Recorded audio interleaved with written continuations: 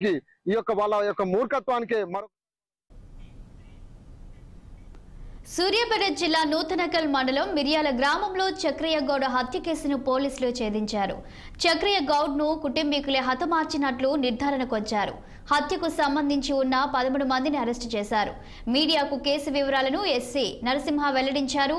ఆధిపత్యం కోసం సొంత కూతుళ్లు అల్లుల చేతిలో హత్యకు చక్రయ్య గౌడ్ ను హత్య చేశారని జిల్లా ఎస్పీ తెలిపారు. ప్రధాన నిందితుడు కనకట్టి వెంకటేశ్వర్లతో పాటు 5 మహిళలతో సహా మొత్తం 13 మంది నిందితులను రిమాండ్కు తరలించినట్లు వెల్లడించారు.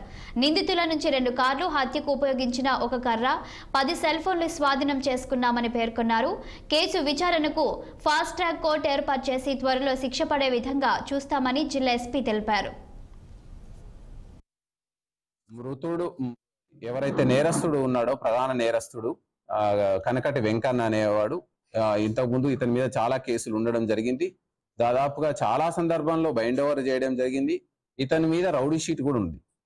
సో తదుపరి ఇందులో నేరంలో పాల్గొన్న వాళ్ళందరి మీద వాళ్ళ గ్రావిటీ ఆఫ్ అఫెన్స్ ను బట్టి, వాళ్ళ గత చరిత్రను బట్టి వీళ్ళందరి మీద రౌడీ షీట్లు ఓపెన్ చేయబడి అలక్ష్యం వహించిన దానికి సంబంధించినటువంటి అధికారుల మీద కూడా చర్యలు తీసుకోవడం జరుగుతుంది.